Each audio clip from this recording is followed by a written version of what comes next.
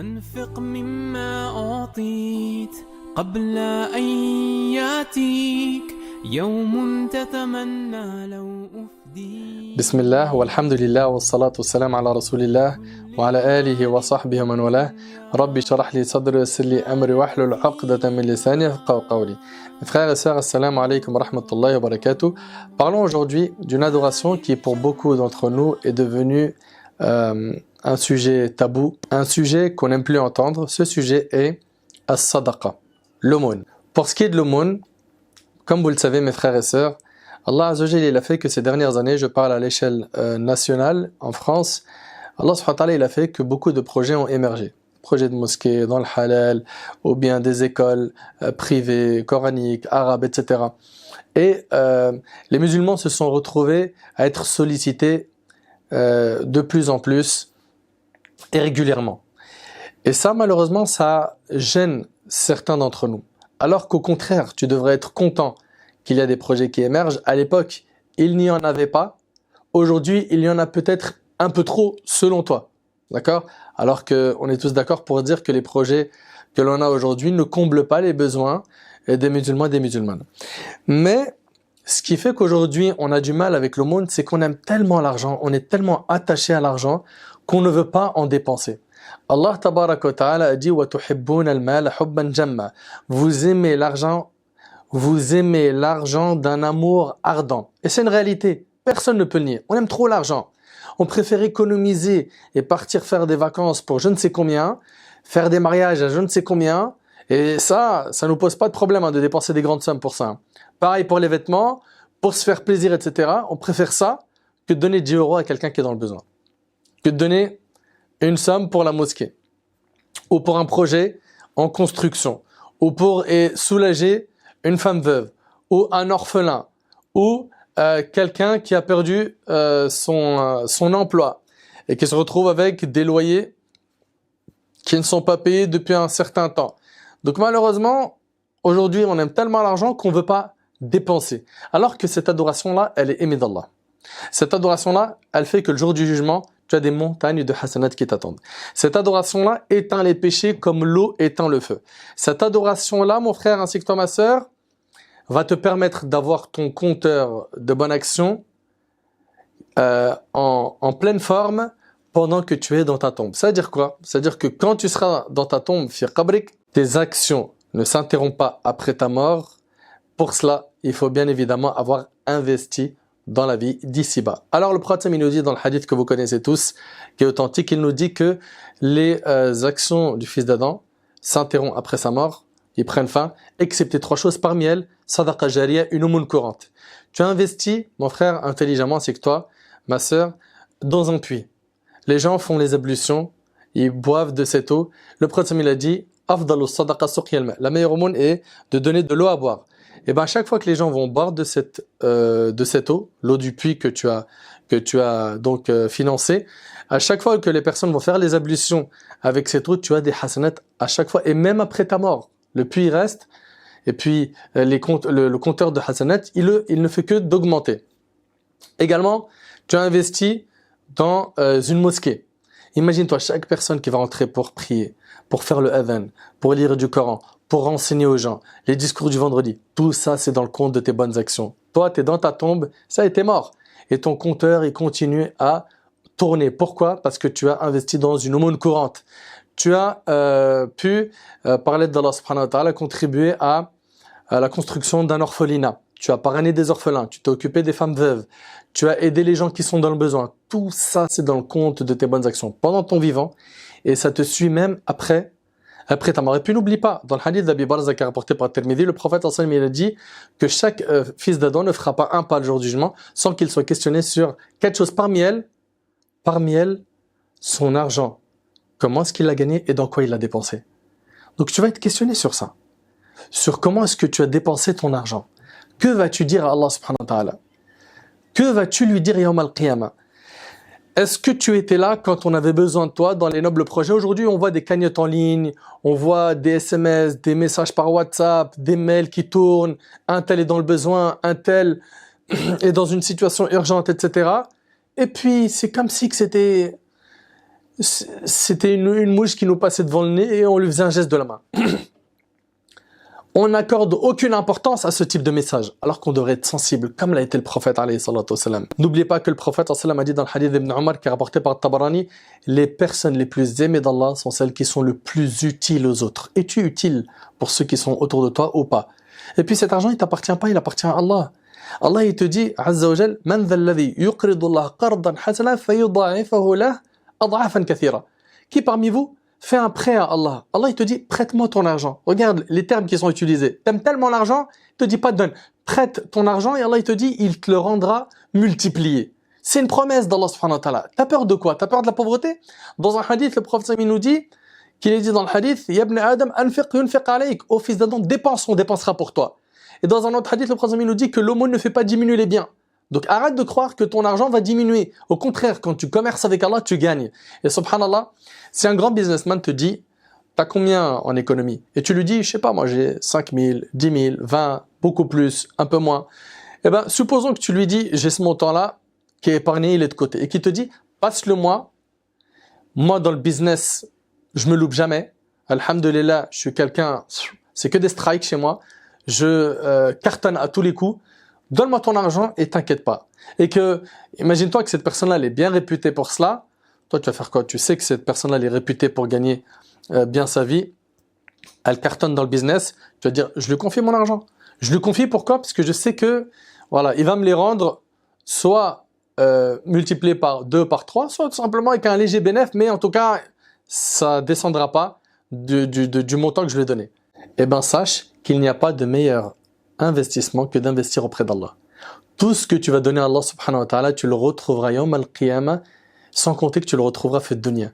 Dans la vie d'ici-bas, le bonheur que tu vas sentir quand tu soulages quelqu'un et que tu reçois une de ses invocations, le bonheur que tu ressens quand tu donnes et que tu sais que tu as pu aider, le sentiment de joie qui pénètre dans ton cœur en faisant le bien, ça c'est indescriptible. Sans compter que Allah tabaraka wa ta'ala, sans compter qu'Allah tabaraka wa ta'ala va te le rendre. Il va te le rendre dans la vie d'ici-bas et dans l'au-delà. Dans le hadith d'Abi Huraira, vous le connaissez, celui qui donne l'équivalent, écoutez bien, d'un morceau de date. Subhanallah, Allah subhanahu wa ta'ala, il l'agrée de sa main droite, puis lui fait fructifier son aumône comme l'un d'entre nous engraisse son poulain. Et le jour du jugement, il trouve ça comme une grande montagne. C'est dans le Bukhari. Le prophète nous dit qu'une petite aumône, elle devient quoi? Une immense montagne. Le prophète alayhi salatu wassalam, il nous dit qu'une petite aumône devient une grande montagne de bonnes actions le jour du jugement. Et n'oublie pas que le prophète, il a dit dans le hadith de Adi ibn Hatim qui est rapporté par Bukhari Muslim, craignez l'enfer ne serait-ce que par un morceau de date. Un morceau de date, ça peut te sauver de l'enfer. Vous savez, il y a des gens le jour du jugement, ils vont venir, ils vont dire, ma aghna anni maliya, ma fortune ne m'a servi à rien. Vas-tu faire partie de cela? As-tu investi intelligemment? As-tu été de ceux qui ont pu profiter de la vie d'ici-bas sans oublier leur part dans la vie de l'au-delà?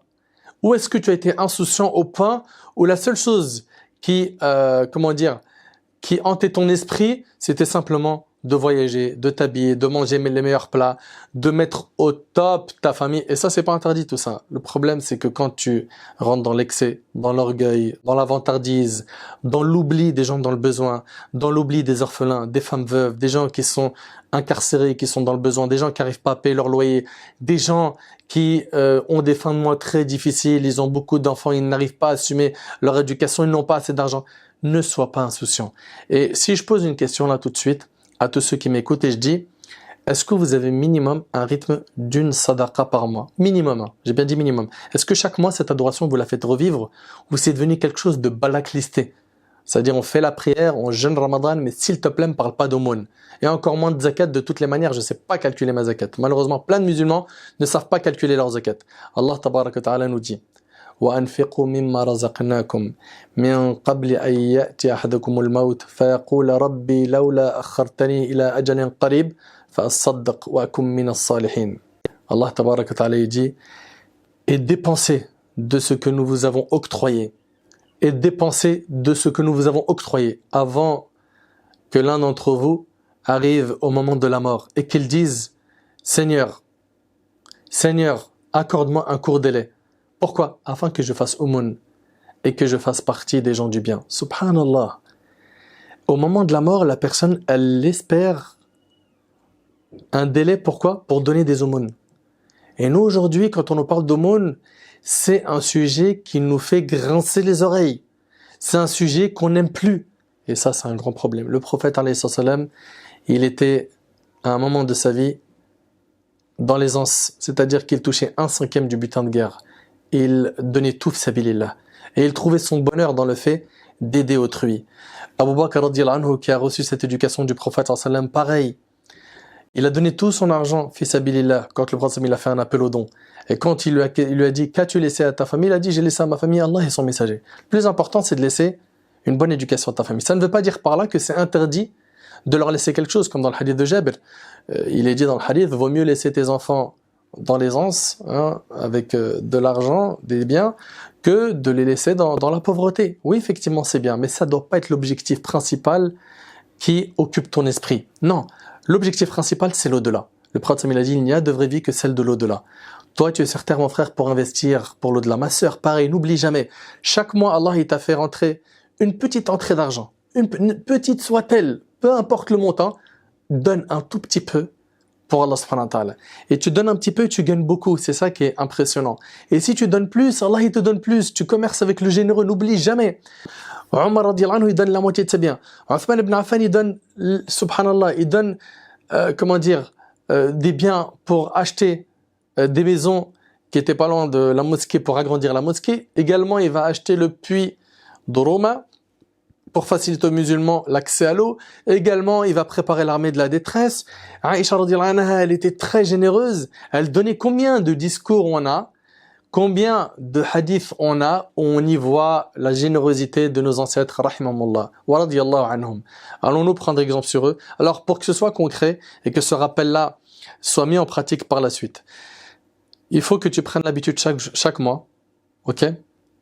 Il faut que tu prennes l'habitude chaque mois de donner ne serait-ce qu'une aumône par mois. On a dit par mois, minimum une par mois, que tu donnes à une association humanitaire ou à des gens que tu connais qui sont dans le besoin ou à des connaissances lointaines dont tu sais qu'ils sont dans le besoin, ou tu as entendu parler par le biais d'un message que tu as reçu que certains sont dans le besoin et que ça a été vérifié. Bien évidemment, essaye de vérifier tout le temps les sources quand il s'agit de collecte, car il se peut, j'ai bien dit il se peut, qu'il y ait des personnes qui fassent cela n'importe comment, voire qui soient malhonnêtes, mais ce n'est pas la règle. Ce n'est pas la règle. Donc ne soyons pas, méfiants au point de ne plus jamais donner. Ça, c'est un excès. D'accord? Demandons des preuves, essayons de voir la traçabilité des choses, etc. Ça, c'est notre droit. Mais donnons. Là, aujourd'hui, vous avez tous accès aux réseaux sociaux. Vous avez tous un smartphone. Vous avez tous, pour la plupart, un accès soit à WhatsApp ou Facebook ou Snapchat ou Insta ou bien Twitter ou autre. Eh bien, utilisez un de ces réseaux pour faire des collectes par mois, ok, avec des cagnottes en ligne ou autre, pour aider les gens qui sont dans le besoin. Il y a énormément de gens qui sont dans le besoin. Et ces personnes-là peuvent être musulmanes comme non musulmanes. Subhanallah, certains compagnons, c'est le cas de Abdullah ibn Amr ibn al-As, radiyallahu anhu, quand on sacrifiait une bête chez lui, il disait, avez-vous donné un morceau de cette bête à notre voisin juif? Donc, il faut apprendre à donner, à être généreux, d'accord? Là où il y a des portes qui s'ouvrent et tu es capable de donner, donne. Donne. Et ne fais pas en sorte que les occasions passent sous ton nez les unes après les autres et tu as un cœur de pierre insouciant qui ne veut plus jamais entendre parler de sadaqa. Ça, c'est vraiment catastrophique et ça montre que l'état de ton cœur n'est pas du tout au top. Et c'est pour cela, ahbabil karam, on s'habitue avec nos familles, on habitue nos enfants à aimer sadaqa, on leur donne de temps en temps des billets, des pièces, on leur dit tiens, mets ça dans la caisse de la mosquée. Il faut qu'ils s'habituent à nous voir et à faire cette action. Pourquoi? Parce que le musulman, il vit pas pour lui, il vit pour rendre heureux les gens, être au service des gens, faire le bien autour de lui. Et c'est ça notre religion. Notre religion, elle est magnifique. Elle nous appelle à être miséricordieux envers tout ce qui nous entoure. Et n'oubliez pas, le prophète sallallahu alayhi wa sallam, il a dit, le miséricordieux sera miséricordieux envers eux. Soyez miséricordieux envers ceux qui sont sur terre. Celui qui sera dans les cieux le sera avec vous. Prépare dès maintenant un programme de sadaqat. Et même s'il le faut, tu mobilises tes amis, ta famille pour des cagnottes, des objectifs nobles, comme par exemple un puits en Afrique ou en Asie ou ailleurs, un orphelin qu'on va parrainer, un hôpital qu'on va réaménager, peu importe, là où il y a des projets nobles, essaye d'investir et n'oublie jamais, l'argent que tu dépenses, écoute bien, c'est ce que tu gardes. Et l'argent que tu gardes, c'est ce que tu laisses aux héritiers. L'argent que tu dépenses, c'est ce que tu gardes. C'est ce que tu gardes le jour du jugement. Mais l'argent que tu gardes chez toi et que tu ne veux pas sortir, tu es là en train de coffrer et épargner, eh ben c'est l'argent que tu laisseras aux héritiers parce que le jour où tu vas mourir, ça sera distribué à tes héritiers. Après, est-ce qu'ils vont s'en servir comme il le faut ou pas? Ça, c'est une autre question. En tout cas, prends l'habitude d'aimer as-sadaqat, d'aimer cette adoration, parce qu'Allah subhanahu wa ta'ala, il nous l'a recommandé à plusieurs reprises, et Allah subhanahu wa ta'ala aime ceux qui donnent fi sabilillah. Ahbab al-kiram, j'ai fait un petit peu long, mais je voulais à tout prix que ce sujet-là soit clair. Quand on vous parle de sadaqa, barakallahu fikum. Si vous ne pouvez pas donner, ne critiquez pas ceux qui sont en train d'œuvrer et qui bossent et qui sacrifient leurs heures pour améliorer la situation de notre communauté, mais plutôt faites-leur des invocations. C'est le minimum vital. Allah subhanahu wa ta'ala an yataqabbala minna wa minkum salih al-a'mal. As'aluhu azza wa jalla an yanfa'ani bima qultu wa an yanfa'akum bima sami'tum. Hadha ma a'lamu wallahu azza wa jalla a'la wa a'lam. Subhanaka Allahumma bihamdik. Ashhadu an la ilaha illa anta astaghfiruka wa atubu ilayk. Jazakumullahu khair wa assalamu alaykum wa rahmatullahi wa barakatuh.